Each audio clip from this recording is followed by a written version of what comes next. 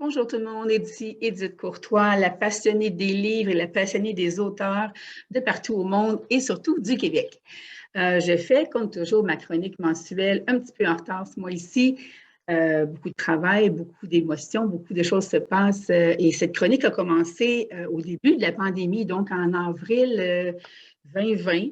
Et se poursuit après tout ce temps-là parce que on me dit souvent, tu me donnes des bonnes suggestions de lecture, tu nous inspires.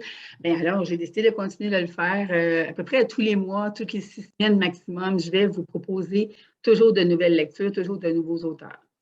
Ce mois-ci, d'abord, je vais vous dire que mon objectif principal dans cette chronique-là, oui, c'est vous faire découvrir des auteurs, vous faire découvrir par thématique toutes sortes de livres que peut-être vous ne connaissez pas, peut-être que vous avez déjà lus et que vous aurez le goût d'ouvrir de nouveau.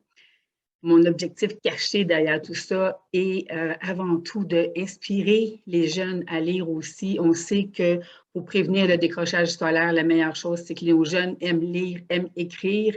Ça facilite toutes les autres matières, évidemment. Mais c'est sûr que si nos enfants nous voient sur nos tablettes à journée longue, ben, ils vont faire la même chose que nous. S'ils nous voient ouvrir un livre le samedi après-midi, comme aujourd'hui, un samedi après-midi de pluie, s'ils nous voient ouvrir un livre et s'y plonger, il y a peut-être beaucoup de chances qu'ils le fassent également et qu'on les inspire sans s'en rendre compte. On dit toujours les enfants apprennent par l'exemple. Alors, moi, je veux donner l'exemple et je veux encourager toutes les familles du Québec à lire et à s'inspirer chacun les uns des autres.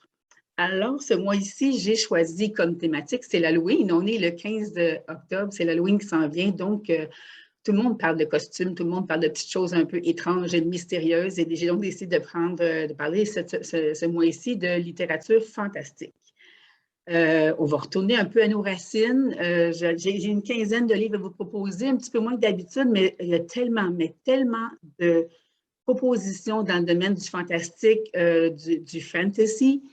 De tout ce qui est littérature, on passe de l'horreur en penchant un peu vers le roman policier, tout ça. Mais je pense qu'on va se replonger dans nos racines. Les plus vieux d'entre nous se souviendront. Je vais commencer par un grand classique, un très, très grand classique, Jules Verne. Jules Verne, né en 1828, décédé en 1905. Ça fait quand même pas si longtemps que ça fait 100 ans. De ma tête, le Jules Verne, c'était plus loin que ça, mais ça fait seulement 100 ans. 62 romans, 18 nouvelles, ce qui était un exploit dans ces années-là.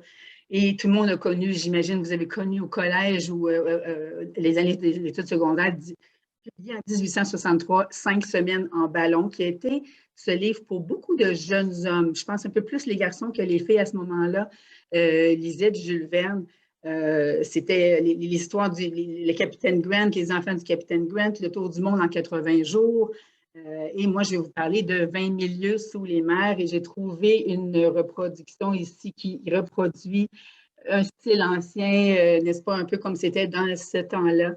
Donc, 20 000 lieues sous les mers, publié en français, cette édition de 2001, 425 pages quand même, qui a été écrite en 1870. Et je vous dis, ça n'a pas pris une ride. Je l'ai parcouru avec grand plaisir. Les 3 personnages principaux, Aronnax, Ned Land et Conseil, si vous vous souvenez, sont recueillis à bord du Nautilus, le sous-marin du capitaine Nemo. Ensemble, ils ont parcouru les océans, découvrir le monde sous-marin, l'Atlantide, apercevoir l'Atlantide. Ils vont se battre contre des poulpes géants. C'est la toute première lecture fantastique de la grande majorité des amateurs du genre et un des 5 auteurs les plus traduits dans le monde. Après Agatha Christie, qui est la toute première, et avant même Shakespeare. Ce n'est pas dire. Et donc, en 2005, ça a été déclaré l'année Jules Verne pour célébrer le centenaire de son décès. Alors, ceux qui s'intéressent, qui ont le goût de se replonger dans leurs années de jeunesse ou parler de ça avec leurs enfants, pourquoi pas, je vous le recommande.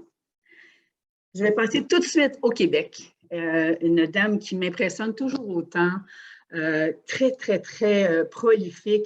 Je n'ai pas écrit combien elle a écrit de livres, mais je vous parle de Anne Robillard, qui est une grande classique au Québec.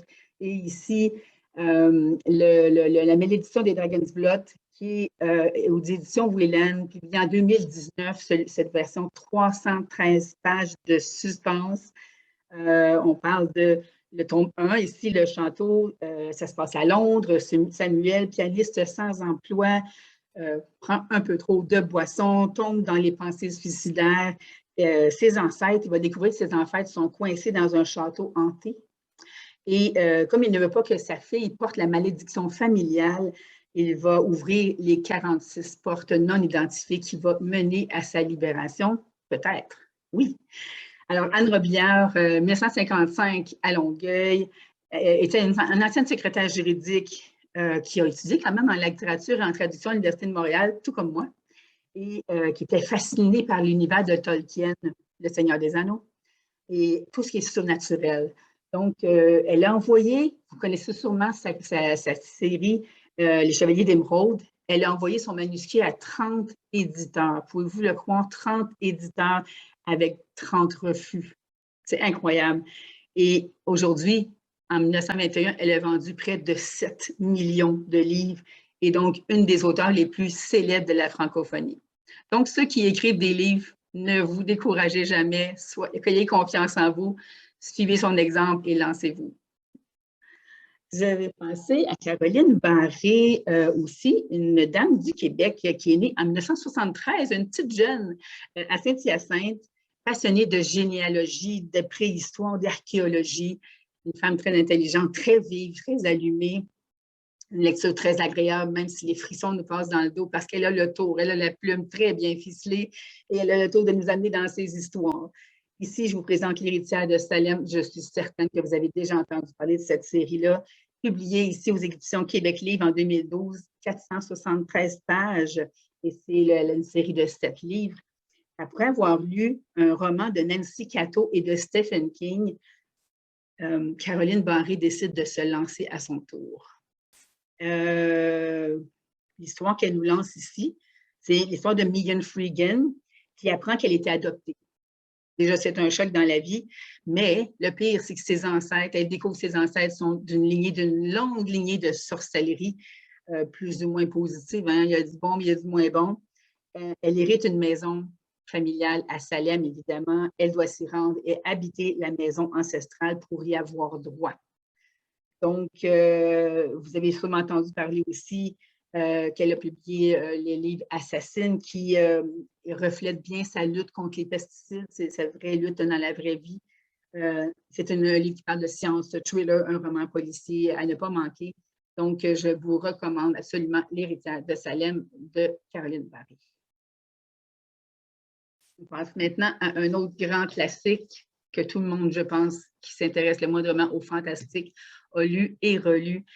Et on se délecte des films qui ont été faits d'ailleurs à ce sujet. Et je vous présente avec grand bonheur cette Bible, Le Seigneur des Anneaux de J.R.R. Tolkien, évidemment, qui a vécu de 1892 à 1973 quand même.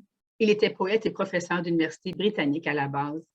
En 1937, il imagine, il découvre dans sa tête un univers complètement fantastique et il publie en 1937 Le Hobbit, qui est d'ailleurs, c'est un des tout premiers auteurs de fantasy qui a été reconnu comme tel. Cet univers, il développe l'univers de la Terre du Milieu, vous le connaissez, en 1954-1955, La Communauté de l'Anneau, Les Deux Tours, Le Retour du Roi, et c'est publié aux éditions France Loisirs en 1966 quand même, en 1973, et c'est des livres de 1097 pages et plus, donc celui-ci, vraiment très, très bien édité avec un appendice, un annexe de 160 pages qui explique en détail les liens dans tous les personnages, tous les protagonistes de cette histoire fantastique.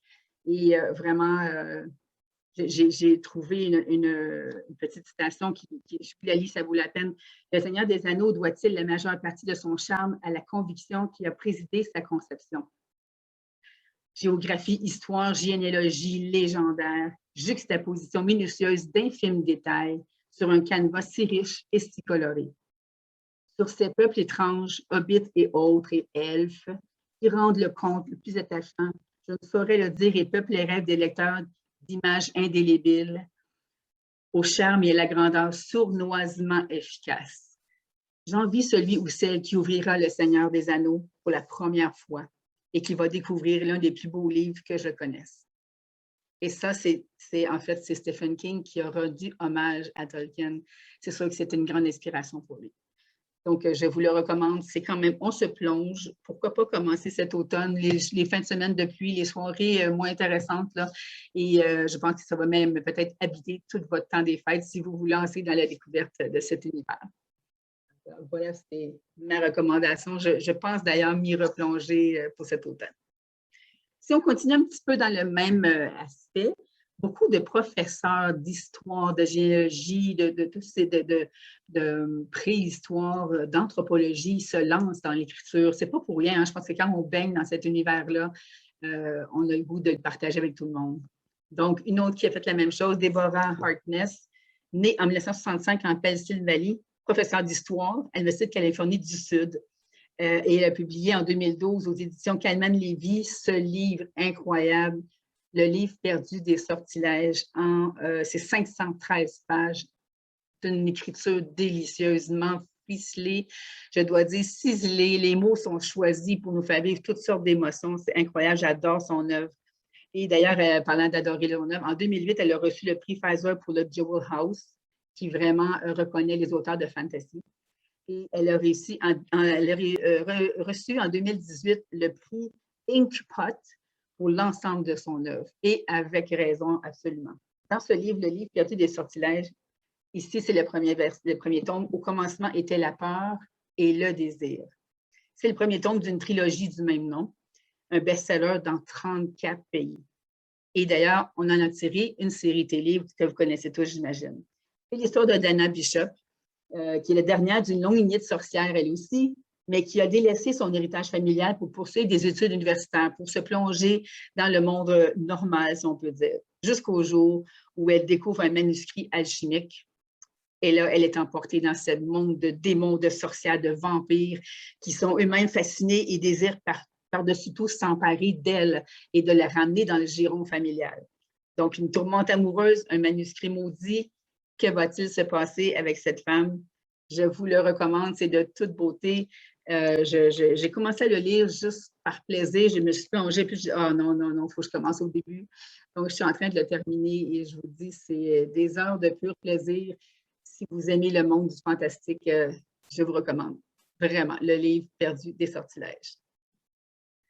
Et voilà, on passe maintenant à aussi un auteur du Mississippi, qui est assez connue dans son domaine.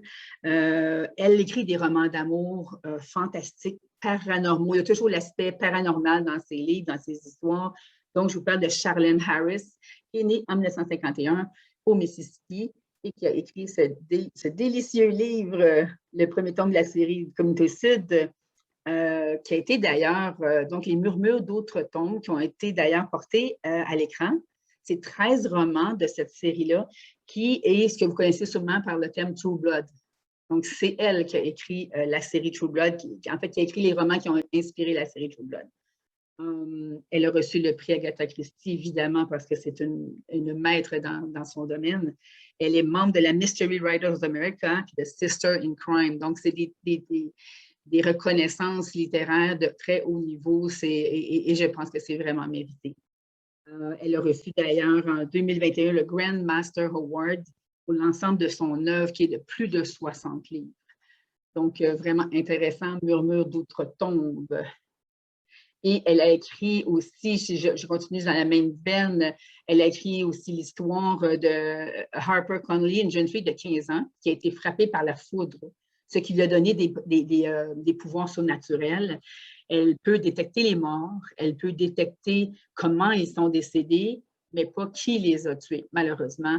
Elle en fera pour vrai son métier et elle travaillera partout aux États-Unis pour le gouvernement, pour différents services de police, le FBI, etc.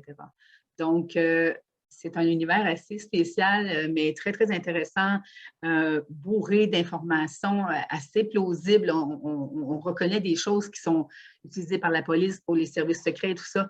C'est vraiment intéressant. Vraiment, je vous le dis, si vous plongez dans cet univers, Charlene Harris, je vous dis, vous allez adorer. On passe maintenant quelqu'un qu'on dit de lui, on dit de lui que c'est le Tolkien américain. Évidemment, vous avez compris que J.R.R. Tolkien, c'est comme la référence. Donc, chaque pays se targue d'avoir son Tolkien. Et lui, George R.R. Martin, est reconnu comme le Tolkien américain. À la base, mais né en 1948 au New Jersey. Il est scénariste, producteur. En 2011, il travaillait pour le Time Magazine, il est journaliste.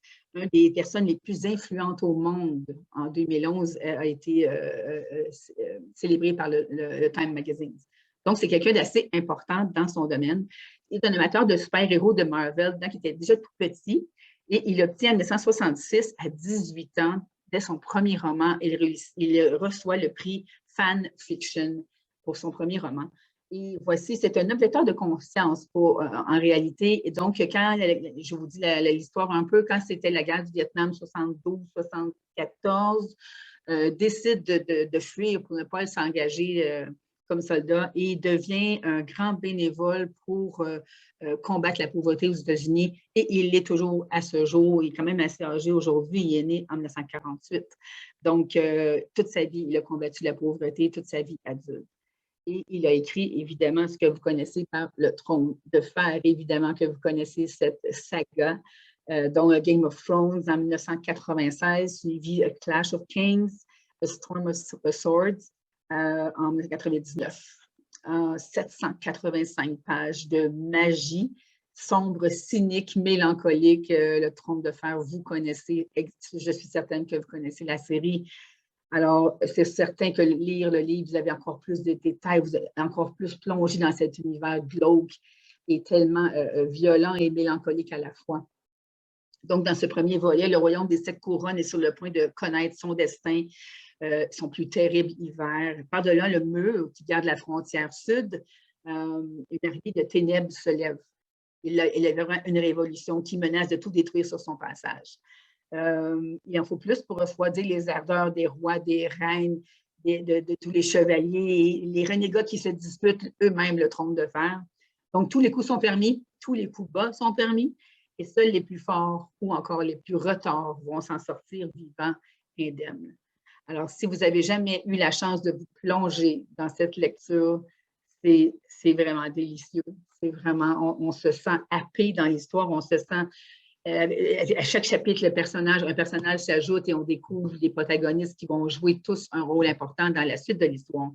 Donc, je vous dis, lancez-vous là-dedans, faites connaître ça à vos jeunes, parce que oui, une série télé, c'est super intéressant et c'est tellement bien fait, évidemment, c'est tellement bien fait, sauf que ça reste de la télé, encore une fois, et on essaie de viser, de faire lire nos jeunes et qu'ils découvrent plus de détails. Ici, à la collection J'ai lu, c'est vraiment à recommander parce que ça nous plonge dans cet univers-là et on s'évade de notre quotidien un peu ennuyant parfois. Pourquoi pas? Pourquoi pas? Si je continue avec quelqu'un de très, très connu, évidemment, en France, et vous allez être surpris parce que souvent, on parle des chats, on parle des chats dans les romans, c'est toujours mignon et c'est toujours gentil, c'est toujours à croquer. Et là, c'est pas vraiment à croquer, je dirais. Et je vous parle de Bernard Werber, qui est né en 1961 à Toulouse, dans le sud de la France, et qui est auteur de la trilogie des fourmis, que vous connaissez probablement. Si vous ne connaissez pas, informez-vous là-dessus, c'est hyper intéressant. Donc, il est écrivain, romancier, réalisateur, peintre, journaliste. Il est traduit en plus de 30 langues, je pense 34 langues, ses romans sont traduits. Donc, c'est déjà un succès mondial. Déjà, à la base, il s'intéressait à la science-fiction, à la mythologie. Il fait dans la biologie assez macabre, la spiritualité, et même certains romans versent un peu dans le polar. Donc, il touche à tous ces émotions humaines qui vont venir nous remuer. Il a vraiment la plume qu'il faut. Et, encore là, une fois, ses premiers romans ont été refusés par des dizaines et des dizaines de maisons d'édition lui disant que c'était pas assez travaillé ou encore ça l'était trop. Donc, il y a toujours une raison pour refuser Werber, alors que c'est aujourd'hui un des auteurs les plus prolifiques de fantasy. Dans celui-ci, il publie Demain les chats, Sa Majesté les chats, et il y a Demain les chats, La planète des chats, qui était en 2016, 2018, 2020, donc un par 2 ans. Celui-ci, La Majesté des chats, est publié chez Albin Michel. En 2019, c'est 456 pages de pur bonheur. Vous allez découvrir que les chats ne sont pas toujours aussi mignons. Donc, la petite citation du beau petit mignon, petit félin qu'il y a ici. Un jour, vous, les humains, vous comprendrez que nous, les chats, nous devons prendre votre place. Alors moi, Bastet, je serai votre reine. Alors, si ça vous tente de vous lancer dans ce roman qui va vous faire dresser les poils sur les bras, je vous le recommande. C'est vraiment, on ne s'attend pas à ça, on est surpris, on est subjugué et je vous dis qu'il y a des petits tournants qui nous prennent par surprise et vous allez adorer, j'en suis certaine. Par le même auteur, on a Nous, les dieux, qui est une partie du cycle des dieux. C'est le souffle des dieux, le mystère des dieux. Et ici, nous avons Nous, les dieux, publié chez Albin Michel, encore ici en 2004. 409 pages de son univers si particulier. Ça n'appartient qu'à lui, cette plume mystérieuse qui a le nom. Il y a toujours le mot choisi pour venir nous surprendre à chaque page. Vous allez être, c'est ce qu'on appelle un page turner. Hein, on ne peut pas arrêter de lire ce livre-là. Ici, on parle d'une île lointaine, Aden, en haut du mont Olympe. L'école des dieux, les professeurs étant les 12 dieux de la mythologie grecque, chargés d'enseigner les secrets qui vont permettre de diriger et de posséder l'avenir des humains. Donc, prendre le contrôle chez les humains. Alors, vous allez être surpris aussi. C'est assez poignant comme lecture. On ne peut pas s'en dégager facilement. C'est 400 pages de son petit, avec son, je reconnais son petit regard malicieux. Vous allez le reconnaître dans le texte. Même autant chez Albin Michel, je pense que tout le monde connaît Le cycle des fourmis, Le cycle des aventuriers de la science, Le cycle des anges et autres livres. Le livre du voyage en 1997, il a fait l'encyclopédie du savoir relatif et absolu, publié en 2000, L'arbre des possibles en 2002 et Nos amis les humains en 2003, donc très, très, très prolifique. Et nous sommes chanceux d'avoir accès à son univers mystérieux, je dirais hallucinant. Il nous amène dans les tréfonds des peurs humaines. On se pose des questions. On lit ça et je vous dis qu'avant de dormir, vous allez passer quelques minutes à vous recenser les idées de Bernard Werber. Il m'en reste encore 5 à vous partager. Je vais vous parler d'un auteur polonais, Andrzej Sapkowski, qui a publié en 1948 en Pologne. Il étudie en économie, il travaille en vente, donc aucun lien avec la littérature. Et c'est souvent le cas, si vous remarquez. Oui, il y a les professeurs d'université, tout ça qui penchent dans la littérature, qui baignent là-dedans depuis longtemps, mais il y a souvent des gens qui viennent nous écrire et qui sortent, comme on dit, de nulle part et qui, avec une plume extraordinaire. Et moi, c'est un délice. J'adore savoir qu'est-ce que ces gens-là faisaient avant d'écrire leur grand succès. Qu'est-ce qu'ils faisaient avant, qui ils étaient avant. Alors, Andrzej Sapkowski, comme je vous dis, écrit plus, là, justement, on dit encore de lui que c'est le Tolkien polonais. Il a écrit plus de 20 romans et nouvelles traduits en 25 langues. C'est déjà un succès mondial. Être traduit en 25 langues, c'est quand même incroyable. Il a reçu de nombreux prix, des vingtaines de prix, dont le grand maître du World Fantasy en 2016. Donc, encore lui aussi est reconnu dans ce cercle quand même assez fermé du fantasy literature. Il est reconnu pour vraiment être un des grands maîtres. Cette histoire ici, Le Sorceleur, c'est le dernier vœu, tome 1, aux éditions Bragelonne, a été publié en 2003 et c'est 382 pages. C'est traduit, celui-ci est traduit en 37 langues, quand même incroyable. Il a inspiré l'histoire polonaise, s'est inspiré de l'histoire polonaise et de la mythologie polonaise. Vous connaissez sûrement sur Netflix The Witcher et qui est aussi le jeu vidéo. Ben, cette saga-là, c'est ce monsieur-là qui a vraiment inventé tout ça, qui a créé ça de toutes pièces dans son imaginaire tellement fertile. Il est arrivé quelque chose d'incroyable avec cet homme-là. En 2003, il a été approché par des producteurs vidéo pour acheter ses droits, pour prendre son livre et en faire des jeux vidéo. Donc, en 2003, imaginez, il a vendu les droits du jeu vidéo pour environ 8 200 €, c'est-à-dire environ 12 000 canadiens. 12 000 canadiens en 2003. Il a vendu ça à CD Projekt, qui était une compagnie de jeux vidéo. Aujourd'hui, il les poursuit parce qu'il a été manipulé, il a été vraiment, il dit que cette transaction a été malhonnête et malveillante. Il les poursuit en 2018 pour 14 millions de dollars, c'est-à-dire 20 millions d'euros, 14 millions d'euros, à peu près 20 millions de dollars pour malversation. Il s'est passé quelque chose dans ce contrat-là. Et je pense que c'est possible parce que c'est incroyable d'avoir vendu ça en 2003 pour 12 000 canadiens. Donc, je ne sais pas ce qu'il va se donner. C'est sûr que ça va traîner encore bien longtemps, mais j'espère pour lui qu'il va gagner parce que c'est quand même, aujourd'hui, il connaît à travers le monde. Donc, c'est l'histoire de Gérald de Rive, qui est un homme inquiétant, un mutant devenu un parfait assassin. Dans ce livre, Ogre, les goulans, les vampires pullulent, tout ce que vous voulez de magiciens. Justement, les magiciens sont de parfaits manipulateurs. Il faut un véritable guerrier pour reprendre le contrôle de cette situation, sauver l'humanité. Et il y a un homme qui tentera de retrouver son humanité perdue, et ce sera Gérald de Rive, le héros de cette saga. Donc, espérons, croisons-nous les doigts pour qu'il remporte en cours et au moins une petite compensation pour l'immense succès qu'il a permis à d'autres de connaître. On verra bien. Dans le domaine littéraire, tout est possible. Je pense, retourner aux États-Unis. Un que vous connaissez sûrement aussi, c'est Terry Brooks. Terry Brooks, L'épée de Shannara. Je suis certaine que vous connaissez cette série-là. Cet homme, Terry Brooks, est né en 1944 en Illinois. Il est avocat. Donc, encore une fois, rien à voir avec la littérature. En 1965, il lit Le Seigneur des Anneaux et c'est le déclic qui va changer sa vie.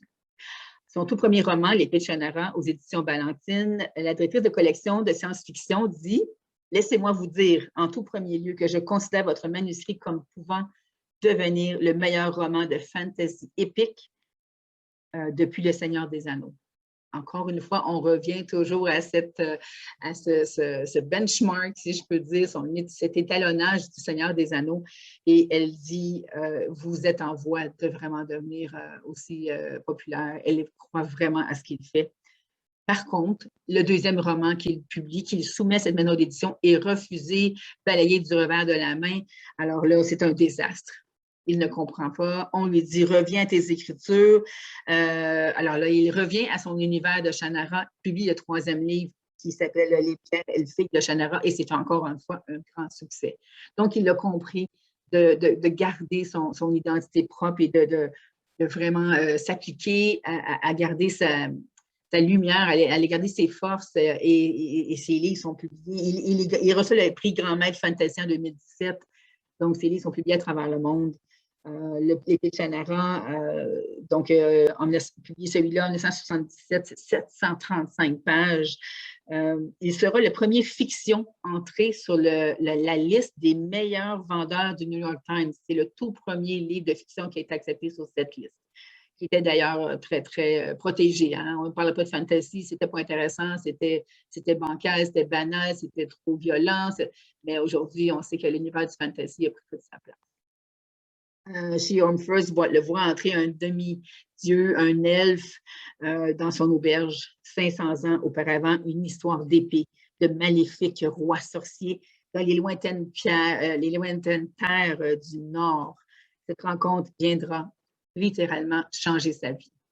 Et donc, c'est tout l'univers de Terry Brooks.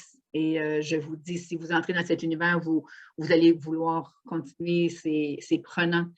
C'est tellement emballant, on y croit tellement, on croit la description des vêtements, la description de l'action est tellement détaillée et intelligente qu'on ne peut pas ne pas y croire et on ne peut pas devenir emballé et embarqué dans l'histoire à pieds joints. Donc, je vous le recommande vraiment. C'est une belle découverte littéraire pour moi. Et on va maintenant, il m'en reste seulement 3, ça va trop vite. J'aime beaucoup Patricia Briggs, qui a écrit ici « Le cri du loup ». Vous voyez déjà, l'illustration en dit beaucoup, c'est raffiné, c'est bien fait. C'est dommage que la petite plaque cache le visage du loup, mais on peut deviner.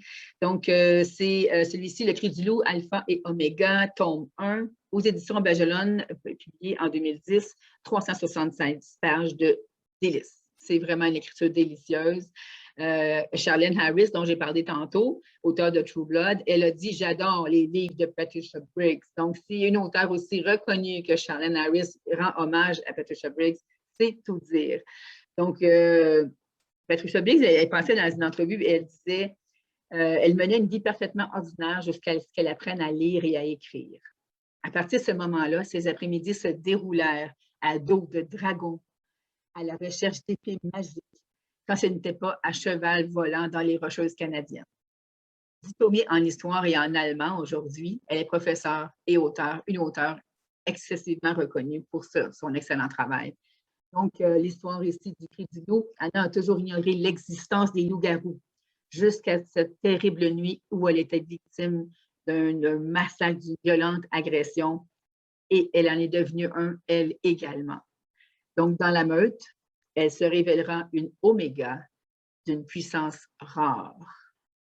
Ah, que va-t-il se passer avec elle? Je vous invite à découvrir cette histoire vraiment... on commence à y croire au loup-garou. C'est tellement bien écrit, c'est tellement bien amené qu'on peut pas ne pas y prendre part, on peut pas résister d'être amené dans ce monde fantastique. Donc, bravo à Patricia Briggs. C'est une belle découverte. On a aussi au Canada des auteurs extraordinaires, donc Kelly Armstrong qui a écrit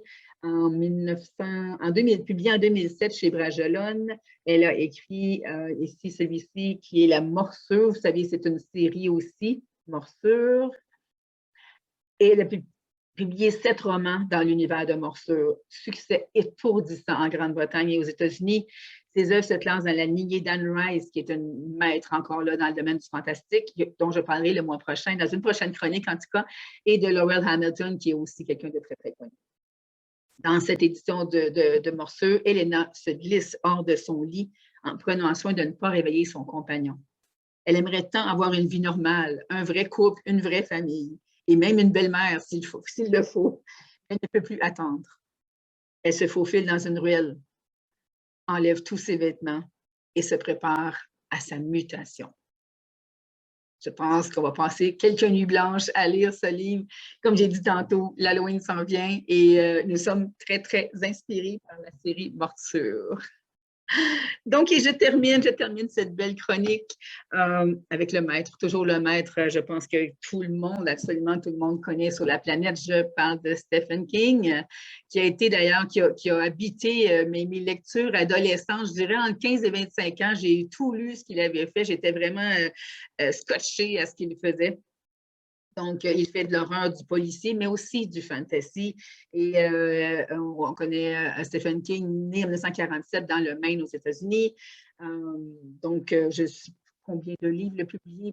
Plus de 100 différentes histoires. Il est longtemps critiqué par les milieux universitaires et littéraires un peu snob pour son langage familier, parfois gore, et aussi les descriptions excessivement longues dans ses romans, mais moi, je trouve que ça fait partie de son charme, ça fait partie de son univers où il nous emmène vraiment pour vraiment tellement cibler, tellement détailler, tellement décrire les personnages qu'on s'y croit.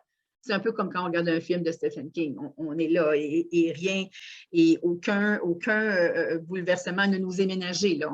Si on coupe une jambe, et c'est ça, et c'est l'univers de Stephen King. Alors, il a étudié en psychologie au début de ses années universitaires et son œuvre porte particulièrement sur chacune des peurs humaines. Si vous observez toutes ses publications, chaque livre porte sur une peur spécifique. Donc, très intelligent. Il développe des personnages vivants, colorés. Il aborde des sujets assez croustillants parfois, l'homophobie, le fanatisme religieux, le racisme, le harcèlement, le surnaturel. On pense à Carrie, il y a plein d'autres. Christine, l'auto qui bougeait toute seule, là, qui va se venger. Donc, il cherche à aller cibler chacune des peurs des humains et aller exploiter au plus profond et au plus précis tous les petits frissons qu'on peut avoir et quelques cauchemars, j'imagine. Donc, celui-ci, Dôme, je pense que tout le monde connaît l'histoire de Dôme, aux éditions Albin Michel en 2011, c'est 430 pages. Je vous dis seulement, le Dôme, personne n'y entre, mais personne n'en sort. Alors, je vous laisse là-dessus. De très belles lectures. Je vous encourage à aller, évidemment, oui, acheter les livres, spécialement les livres des auteurs québécois. Je vous encourage. Ils sont tous sur Amazon et ça fait de merveilleux cadeaux. Le cadeau de la lecture, c'est un cadeau pour nous, c'est un cadeau pour nos familles, pour nos amis, pour nos enfants.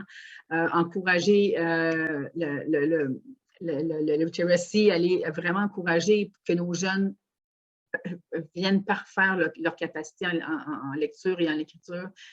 C'est sûr qu'un jeune qui lit, on le voit tout de suite dans les écoles, on les voit, ceux qui lisent souvent, le vocabulaire est plus développé, la pensée se développe davantage. Plus on a le vocabulaire, plus on est capable d'exprimer sa pensée. Donc, pourquoi pas, entre deux bonbons, pourquoi pas offrir un de ces livres-là à nos jeunes. Et si ce n'est pas l'acheter, parce que ce n'est pas tout le monde qui a les moyens, ou même d'acheter des livres à tous les 15 jours, et même de les ranger dans la maison, ça prend beaucoup de place. Donc, pourquoi pas aller fréquenter nos bibliothèques municipales. Tous ces livres sont disponibles dans les bibliothèques municipales. Et si jamais votre bibliothèque municipale est petite, comme c'est mon cas, parce que je suis dans la campagne, ben, vous pouvez toujours commander. Vous pouvez demander qu'ils vous... Puis les autres, ils vont le faire venir. Ils font venir les livres que vous voulez lire d'une plus grosse bibliothèque. Ce service est offert partout au Québec. Donc, il n'y a pas de raison de ne pas s'offrir tous les livres dont je viens de parler tantôt et de s'offrir ce dépaysement et ces heures on a besoin de décrocher. On vit tous des moments difficiles, la pandémie et l'après-pandémie et le pendant-pandémie, ce n'est pas facile pour personne. Et pourquoi pas se plonger dans des belles lectures un peu frissonnantes dans ce mois-ci. Pourquoi pas se plonger dans la lecture pour oublier un peu le quotidien et vraiment se changer les idées et se faire du bien. Et si le fantastique, ce n'est pas votre tasse de thé, je vous encourage à aller voir sur la chaîne de Sophie Poirier, Ma Voix, où je dépose ma chronique littéraire à l'encre de ta plume. Allez voir depuis le mois de avril dernier, 2020, je pense que j'ai une douzaine de chroniques avec des sujets différents, dont des chroniques juste pour les enfants, des livres pour enfants, qui sont tous disponibles en librairie et aussi, évidemment, dans votre bibliothèque municipale. Donc voilà, je vous quitte là-dessus pour ce mois ici. Je pense je vais peut-être faire un autre dans le fantasy parce qu'il y a tellement, mais tellement de choix. J'en avais une cinquantaine, j'ai pigé là-dedans, mais je pense qu'il y en a plein d'autres qui vaut la peine que je vous les fasse découvrir. Et pourquoi pas aborder ce style littéraire qu'on connaît peut-être un petit peu moins au Québec. Alors voilà, je vous laisse. Bonne lecture, amusez-vous bien, joyeuse Halloween et on se reparle bientôt. Au plaisir.